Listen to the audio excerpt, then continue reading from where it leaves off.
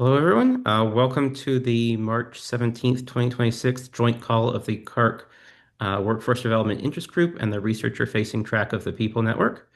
Uh, Today, our topic is Breaking Barriers, How Research Computing Professionals Can Meaningfully Contribute to Open Source HPC Projects.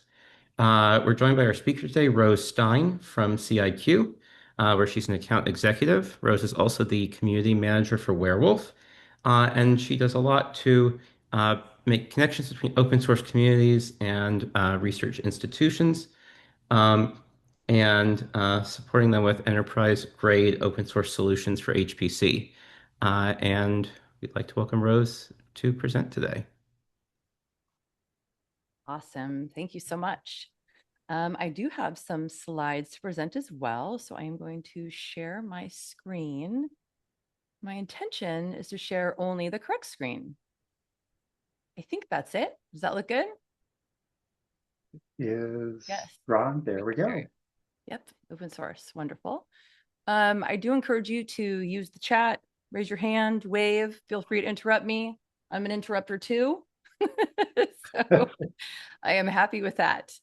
Yes, but we will do Q&A at the end as well. So if you do have some questions, you want to jot them in the chat or just jot them down, we can talk at the end. And it is possible that I answer your questions along the way. So hello, everybody. Thank you so much for being here. It is a great honor to be presenting with all of you. I have so much respect for what it is that you are doing, and anything that I can help in that direction, I want to do it. I know that these calls, pull you away from other things. So again, it is my great honor to be here with you. My name is Rose Stein. I am an account executive at CIQ. Thank you for that introduction. I am the community manager for the Warewulf project, hence my little techie wolves in the background here. And then if anyone is watching this not on today, you might not know it's St. Patrick's Day. So that is why I have my fun little green hat. And I totally forgot until you guys said it. So I'm so glad I had some green to show off. This is actually for one of our projects that we have at CIQ. It's called Fuzzball. So I got a fuzzy hat for myself here. Okay, so we're going to spend a few minutes here today, but I want you to leave this room, leave room for questions. So definitely any questions. And honestly, some of the most interesting conversations that I've had about this topic have started in Q&As. So I'm looking forward to that part too. Okay, quick housekeeping. The title says open source HPC projects. Now that's accurate, but I want to set expectations from the start. I'm going to be talking specifically about the projects that I'm familiar with, the ones in the CIQ orbit, because those are the ones that I know best. But the ideas and the mechanics apply to any open source project, whether it's Slurm, OpenMPI, OpenHPC, Lustre, any projects that you are quietly working on behind the scenes or maybe thinking about starting. Everything that I'm going to be sharing today is portable. So a little bit about me. I just want to draw your attention to that fourth bullet, specifically not a developer. And that's really kind of the point here. I mean, everyone knows if you are a developer, you can contribute, but kind of what other options are there? Now, I do manage the Warewulf community. I contribute to Apptainer, Rocky Linux, and Ascender in various ways. I did found the Warewulf user group, commonly known as the WUG. And if anyone is interested in that, we meet once a month via Zoom. And if you want an invitation to that, just let me know. But none of that requires me to write production code. Now, I'm telling you this not as a humble brag, but because it's the actual thesis of today's talk. If someone like me, who comes from this space, right, of sales, I do have community background, of course. I am a person, I live in communities, but if I can make a real contribution, a meaningful contribution to some of the most important HPC infrastructure projects out there, then the barriers that you might be imagining are a lot lower than they feel. And I know that this group here has a variety of people, some very experienced in the open source field and some kind of new to it. But my job at CIQ, it sits as the intersection of like these open source communities and the research institutions. And what I see every day is a huge gap between how much research computing professionals use these tools and then how much they participate in building them. And that little gap there, that's what we want to close here today. I want to put the world that you're about to step into here, that we're going into together, in context. Now, these numbers are from the GitHub Octoverse. pronouncing that correctly, which analyzes data from millions of developers and repos to share trends across working habits, productivity, and career satisfaction. Now, these numbers are from 2025, but they still kind of blow my mind.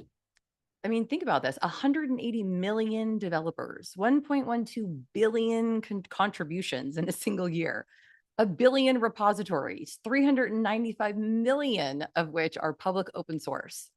And in March of 2025 alone, 255,000 people made their very first open source contribution. Now, that is the largest single month first time count in GitHub history. Now, I put this slide here for two reasons. First, to show you the scale of what you're joining. This is not just like a niche corner of software development. It is a living, growing ecosystem that the modern internet runs on. Second, and this is the part I want us to hold on to, none of that 1.12 billion is code only.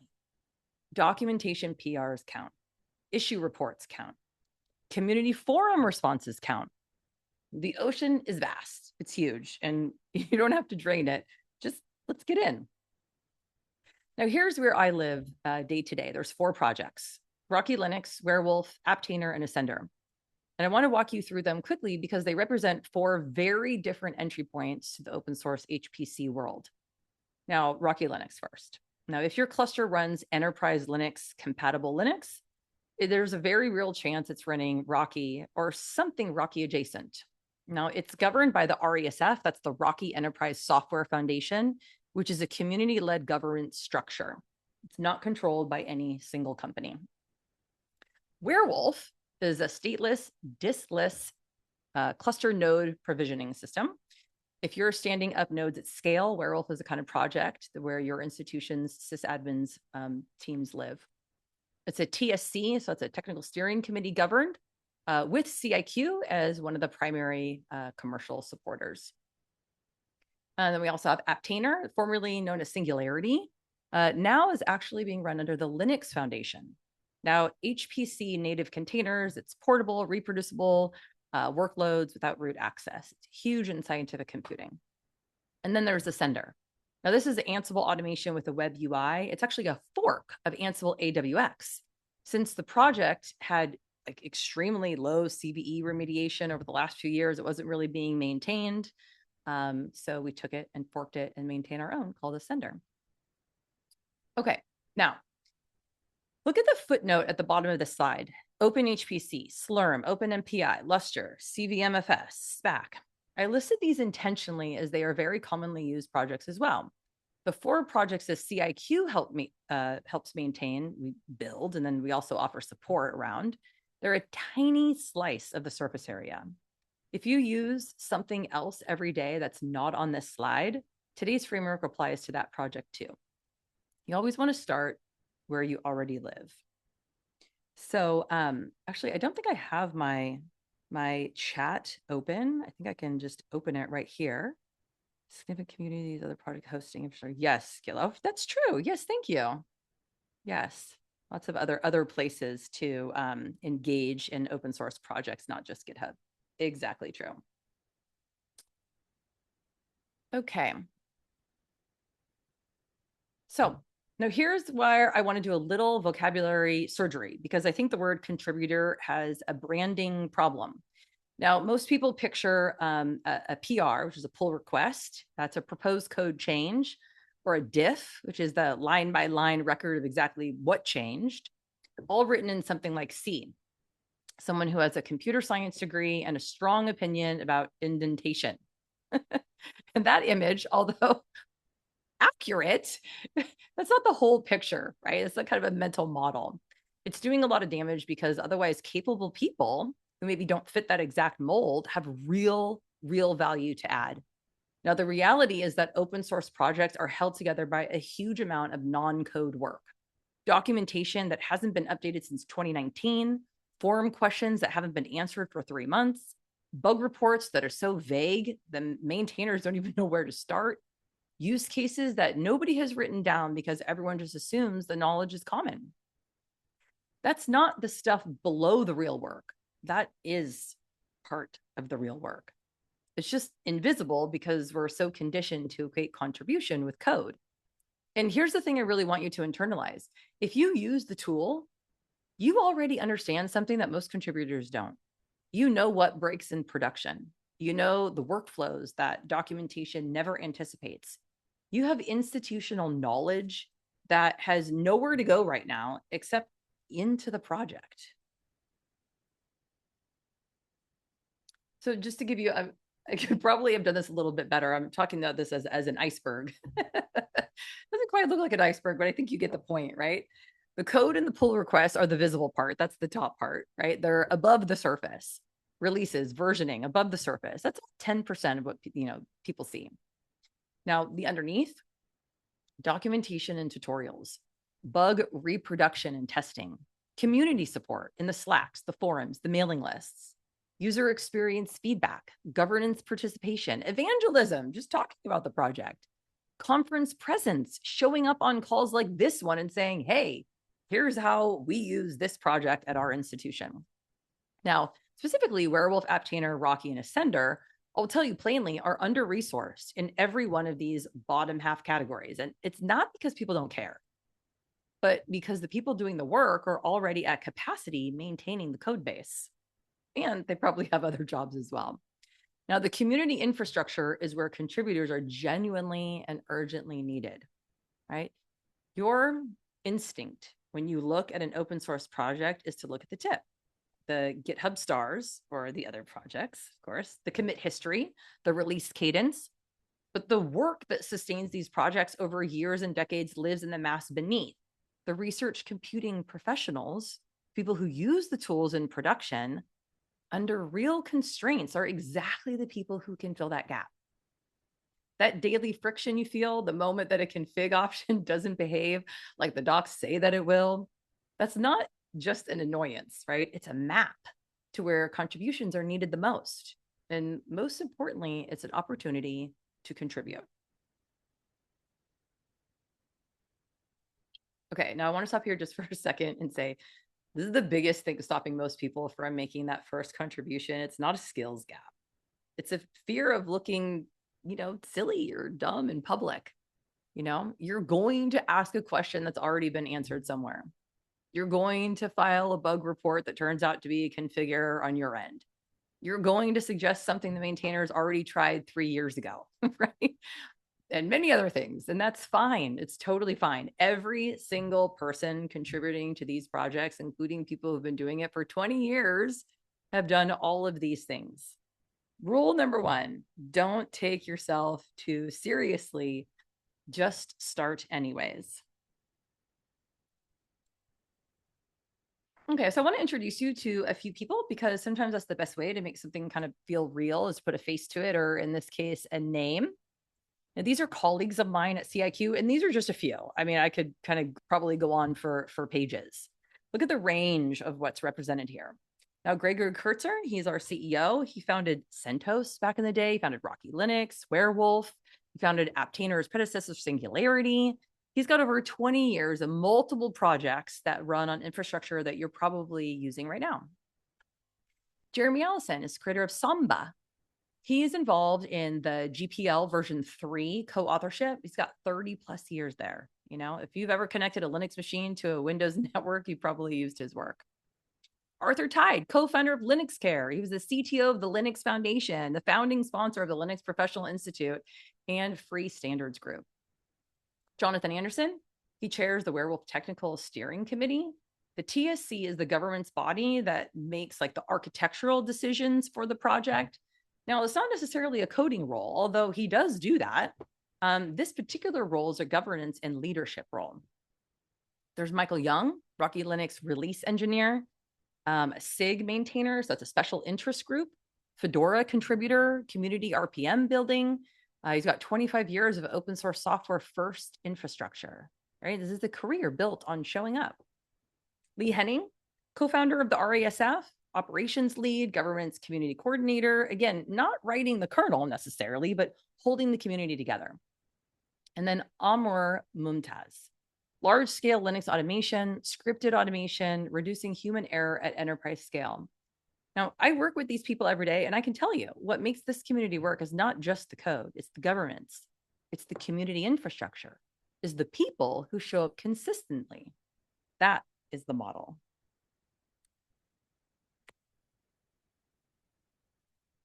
So let's get a little specific, because one of the things I hear a lot is I wouldn't even know where to start. So let's start with what you already know how to do. Now, if you're a sysadmin, you can write reproducible bug reports. You can test edge cases in environment-specific configs. You can write deployment documentation that reflects what actually happens in production, which is almost never what the quick start guide describes, right? Now, if you're a research facilitator, you're already writing user-facing documentation. You're already creating onboarding guides. Use case write-ups that show how a specific research workflow maps to a tool are incredibly valuable and almost universally missing from HPC project documentation. And I mean, no disrespect to anyone whose job is helping with HPC project documentation, right? It's just that things are constantly changing and there's constantly help needed. Now, if you're in HPC support, you're answering questions all day. Answer those questions in a public Slack or forum instead, or in addition to your ticketing system as a contribution, right? Maintaining the FAQ from the questions that you see repeatedly is a contribution. And for anyone else on the call that doesn't maybe fit into one of those pieces, students, professors, researchers, anybody at all, right? All are welcome. Attending a community call and introducing yourself is a contribution. Participating in a special interest group meeting is a contribution. Governance participation is a contribution. You don't have to push code to show up. And I am certainly proof of that. I have zero ability to understand the code at all. And yet I just started showing up to the Warewulf technical steering committee meeting because I was curious. I just started showing up. I was just curious. I just kept coming every couple weeks. And Jonathan said, I said, hey, how can I help? And he's like, well, we don't have a community manager. I was like, what does the community manager do? And he said, I don't know, just remind me to do stuff. I said, cool, I could do that. So you could just start with wherever you're at, whatever projects, spark your interest. Okay, so curious, we could do like a raise of hands or maybe put it in the chat. Which one of these 4 roles resonates the most with how you kind of think about your own work day to day? I have to make this larger here so I can see more of you. There we go. Okay, yeah, I see a hand. Maybe the chat. Community manager, cat herder. See, there you go, Deb. Me too. Research facilitator. Thank you, Sharon. Vanessa, same. Michael, research facilitator. I love that. HPC support staff, mostly a facilitator, sysadmin, research facilitator. This is great. So many ways to contribute. So many ways. Just really cool. I love open source projects. It is just the neatest thing. Thank you guys for that participation. Okay, gonna have to move you a little over here. Okay. Now here's something that I wish that someone had actually told me earlier on. Open source communities are made of humans. Right? And I know, it's obvious, but sometimes we forget that humans are humans. Humans have motivations. A company that sponsors a project has a business interest. A maintainer who built something over 5 years has very strong opinions about its direction. A first-time contributor has career goals that they're trying to accomplish, right? And none of that is bad. Most of it is actually what makes projects sustainable. People show up because they get something from showing up, right? And knowing that this is going on can really help you navigate. When you understand why the major stakeholders are in the room, you can contribute in ways that work with those dynamics rather than getting frustrated by them. And this is not cynicism. It's community intelligence.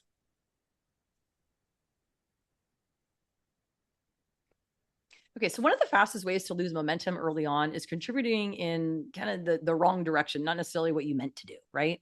Maybe touching a downstream fork when you meant to go upstream, or submitting something that duplicates existing work that you didn't know existed. A little bit of upfront research makes your first contribution it just lands much better, right? For you and everybody. Now, the most important thing to understand first is upstream versus downstream. Now, if your institution has a local fork of Warewulf, say, with a site-specific customizations, contributing to that fork and then contributing to the upstream warewulf.org project are two completely different conversations. Know which one that you're in. Get to know the various roles. There's committers, reviewers, approvers, more, right? Most mature projects have these documented. Knowing who has merge authority and what the review process looks like can save you from confusion when your contribution sits in review for longer than expected. Sometimes we can take these things personally when maybe it's not personal. You can also read the contributing .md. Every mature project has one. Now, some of those are 2 paragraphs. Some are 40 pages long. Either way, it's the rule book. Don't skip it. Just read it.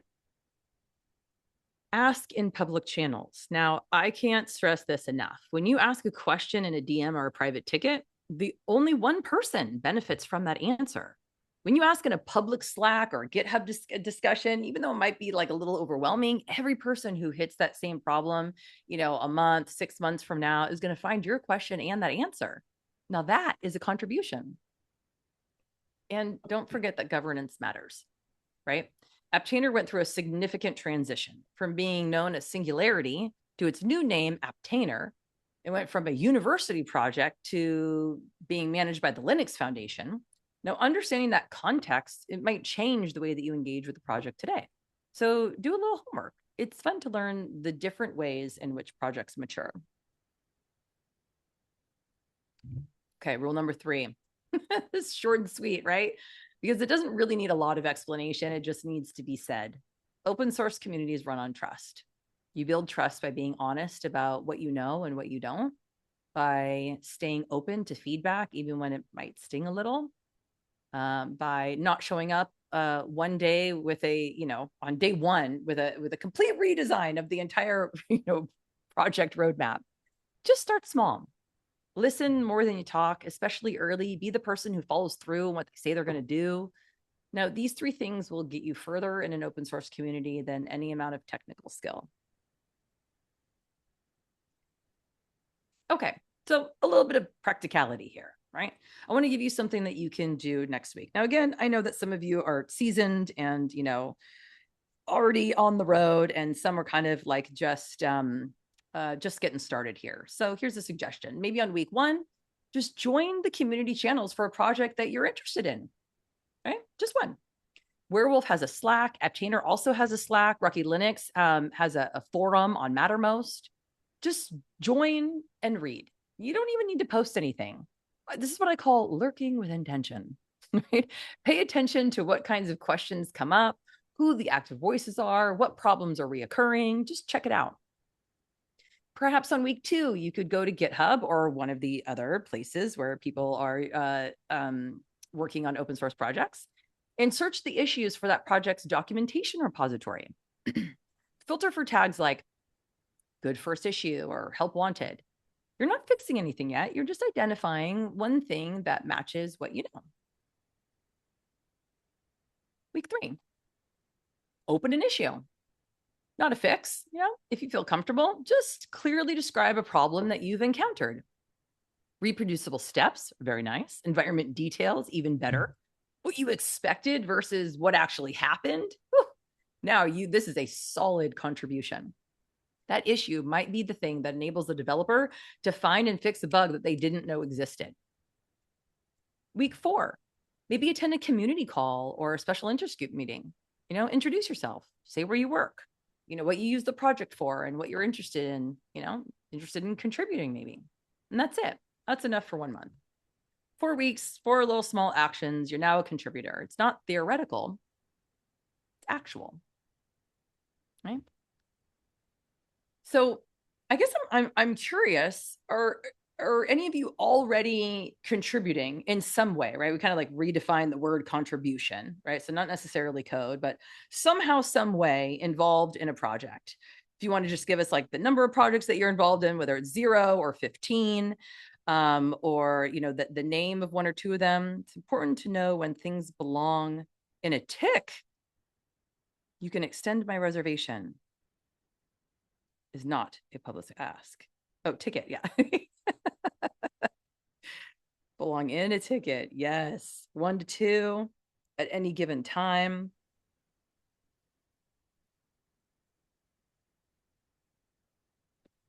All right, can you guys get in the chat and let me know the projects? No one has their own problems to document yet. There's plenty in the Google Groups write-up. Woo, see, so they're just incredible. There's so many resources, so many ways to contribute, to get involved, several spread across many organizations. Yes, Alan, I agree. you are spread across. Yeah, it's really cool too. So I'm just looking at some of the people that are here. Yeah, Tim is part of the Warewulf technical steering committee, which is really cool. And there's a variety of reasons, why he's there and working on it. Several. Okay, yeah, cool. Okay, so if you're going to pick one from the current stack and follow this plan, what would it be? And what do you think like the biggest sticking points are? Maybe time. That's probably a big one, right? Maybe not really sure where to start.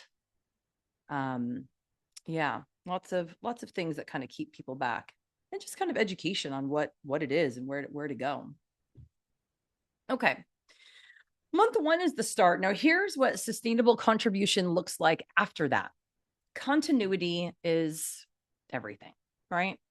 And intermediate presence is probably less valuable than consistent small one, right? Just showing up each week in the Slack, answering one question is worth heaps more than probably a flurry of activity and then silence for months and months and months, right? Communities remember the people who just keep showing up, but also don't stress, do what you can when you can, and document as you go. Right? Once you've learned something, once you've answered that same question 3 times, once you've figured out a configuration that wasn't in any guide, write it down, share it. Good documentation is generally one of the hardest things to get from open source contributors, because the people who know the most are usually too deep in the code to write the beginner accessible content. Now, your perspective as a user is uniquely valuable here. Very, very valuable. And even if you can't do it all right and all perfect, just saying, hey, I found this, help me write a PR for it.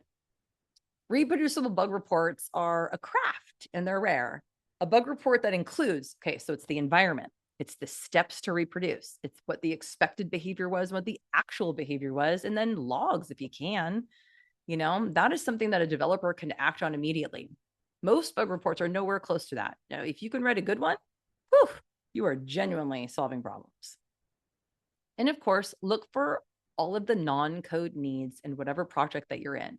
Website updates, right? Event coordination, translating technical content for different audiences, grant narratives that reference the project. The surface area of need is much, much wider than a lot of people realize. Okay.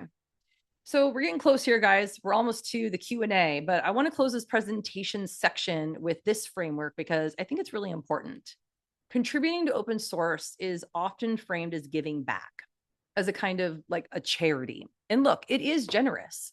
It's good for the community, but I want you to also think about what you get, right? There's upstream influence. When you're a known trusted contributor to a project, you have a seat at the table when the roadmap is discussed, right? And that can also be very valuable to the institution that you work for. The tools that your cluster depends on for mission critical workloads, you can help shape them. You can file an issue and have it actually weighted because people know your name and they trust your judgment, right? It's kind of like the squeaky wheel. Networking, right? The HPC open source community is actually really small. I mean, we talked about millions of contributors, right? but it's kind of a small world. It's deeply interconnected. The people building Warewulf are talking to the people building Slurm.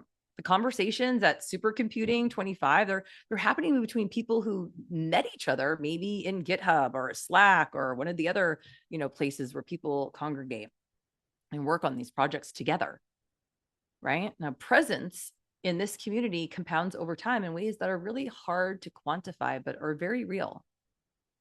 There's professional development with documented artifacts. Now, every contribution that you make is a public record.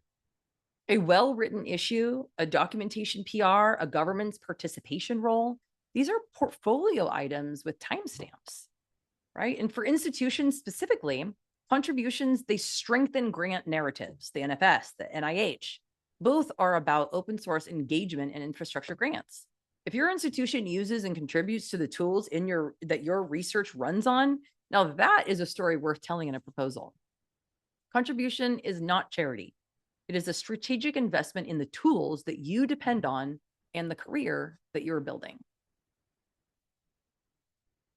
Okay, so all the entry points here, right? The Slack channels, the GitHub repos, the websites, the meeting cadence. I'll make sure this slide is shared with you guys after the call so that you have these links so you don't have to worry about writing them down. They're all pretty obvious though, right? But I want to leave you with the question at the bottom of this slide because it's the one that I would want you to sit with. Now, which tool are you using every day that you've never said thank you to, right? And what would it look like to say it in the form of a contribution? You don't have to answer that necessarily right now, but I'd love to hear your thoughts in the Q&A. And of course, you're welcome to reach out to me anytime after. You can definitely find me in the Warewulf Slack channel. You're also welcome to email me. It's rstein@ciq.com. Okay, with that, I think I'm done. I think I'm sharing this little part right here. So I just wanted to go over and just show you a little bit. I have a couple of other open tabs. I just wanted you to take a look at if you're unfamiliar with the different projects here. Here's the, apptainer.org. Here's the docs here. And this is talking about contributing, joining the community, raising an issue. So again, we were talking about all the mature, projects. They really do their best to have really good documentation. And again, always needing help, but they do a pretty good job. And Apptainer is one of those, really proud of them. This year, I just Googled the chat.rockylinux.org if you want to get involved with them. That's they're on Mattermost. They're a wonderful community as well. Here's their website, the rockylinux.org. A lot of resources there. And of course, download the project. Here's the Warewulf website, right? Again, you can get to everywhere you need to go. The documentation is amazing. Very proud of everyone. Yep, and you can get it, right? User documentation here. This is the best one, 4.6. All right. And then here, this is Ascender. So Ascender it's not as mature as the rest of these, doesn't really have necessarily a group, but if you want to talk to the maintainers of Ascender, this is the open source, downstream of Ansible AWX. If you're running any, Ansible playbooks and you kind of want that GUI UI way to manage all of your Ansible playbooks, this is a great way to do it. It is very intensely maintained. It's got 0 CVEs against it right now. He's very proud of that. So, but all the communication happens in here or on the email list. Okay, so that's it for me. I am going to stop sharing and I want to hear from you guys. What's on your mind? It was really well done. A not unusual pathway for me is to receive a ticket or request from one of our users and investigate the issue and find that it actually traces to an upstream bug that has not been fixed. Sometimes I can fix them, sometimes I can't. I want to say a couple things about that. First of all, if you can fix one thing, whether it's in documentation or code, and you're sure that it's a fix, you don't have to sign up to be a maintainer of the project to do that. That's the drive-by fix is, and it's not an unusual direction for me. Also, in the course of researching things to fix a problem, you often learn something yourself. But then the final thing I wanted to mention is that all these projects you mentioned, they're kind of they're great. But they're at the level of sort of infrastructure, right? The whole system benefits from them. Often people want to stay in their own discipline. So I put a link in the chat document to a curated list of good first issues on the site I help run called hpc.social. It's just a big collection of community resources. And one of them is this automated, nightly updated list of issues that have been tagged as good first issues across a wide range of scientific and engineering software. And it's searchable. You can just like go to the interface and type in, genomics or something, whatever you're working on, and that will let you get started in your own discipline. So, if you have a student who's just getting started and think they need to up their coding skills, you can say, why don't you go pick out some good first issues on bioinformatics? So again, these are things that have been tagged as first issues by the maintainers. So they're intended to be something that a relative newcomer could fix. So those three things. Thanks. Ellen, I think that you may have added the link in not in the everyone chat, because I can't see any link from you. I see a comment, but no, did you say you linked something? I'll put it in again. It probably scrolled off. Yeah, sometimes it does. I know, I think it's Diego, in I the call reposted yours. doc, Alan. I do see you Right. put it there. I'll put it in the chat again just for fun. But that is a community maintained resource by definition because it comes from the maintainers of the software that you use.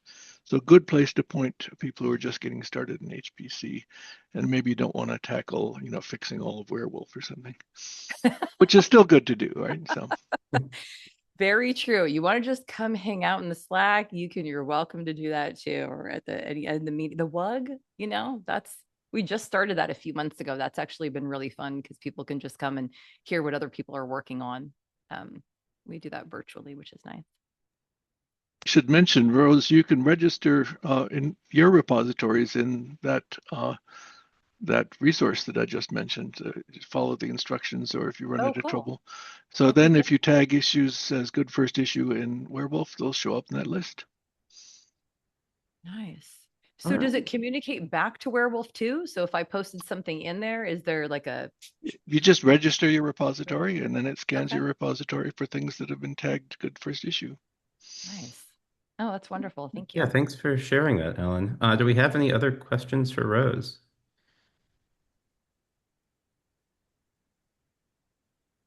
So I have a question about running user groups.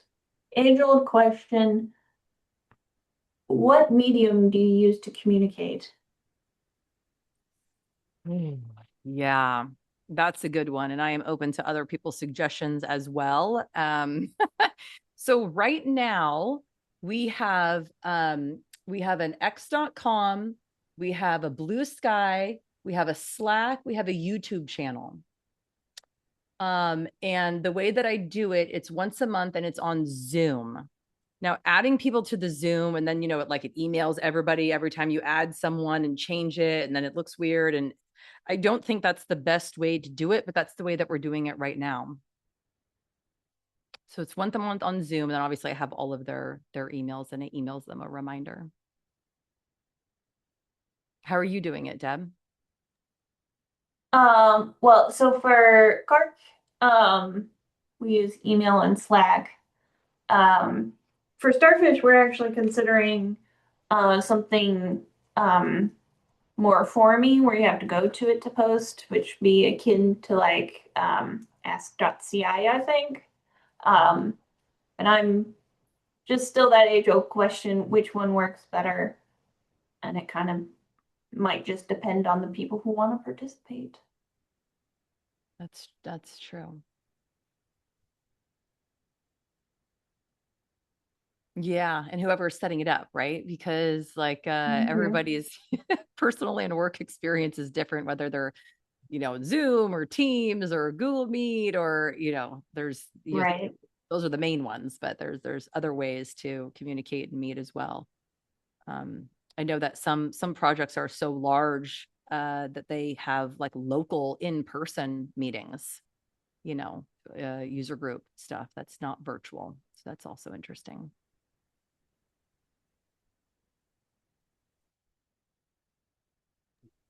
All right. Any other questions for Rose?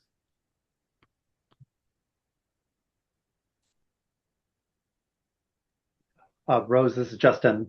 I liked your comments, how you were the roles to community or to communicating within these communities, and so often I find myself kind of just lurking around, reading all the notes, and then, being worried about, will I have something to contribute? So how do you help people get over that? To let them know that it's a safe space to kind of maybe say something wrong or ask questions and get people out there. That once you get people moving, I think it's super important to engage them early, right?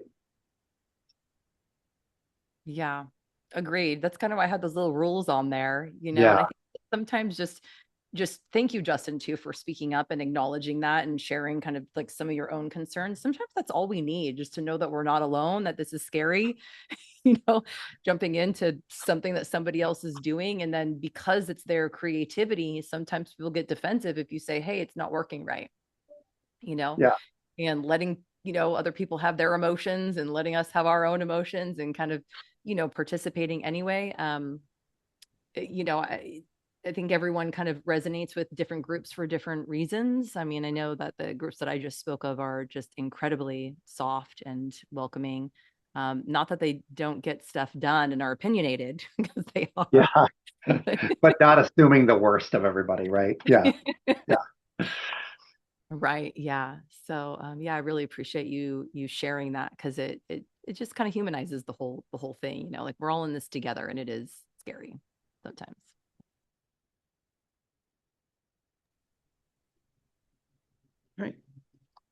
All right. So with that, I think, Rose, you had a great part at the end about why people should volunteer, how it's not just charity, how it's contributing, building their own professional development, making sure the product turns out to be what they need, what their team needs. It was not planned to align with what I said at the beginning, but it does. So all of those things apply to volunteering with CARC as well. So if you're inspired today, you can join an open source project, help build great tools for the HPC community. You can join a group within CARC, help build great tools, maybe that aren't code for the HPC community. I think it all fits together. It's all great ways to help make RCD look like what you need or want it to be. Um, and I did neglect to mention before several volunteer opportunities within CARC. So they're all in the call document. We are definitely right now looking for volunteers to work on student engagement within CARC. There's a group that's starting up to look at, excuse me, micro credentials for students and then how that can happen, either your own institution or within CARC. If you're interested in working on that, please let us know. Betsy's getting a group together soon to discuss that.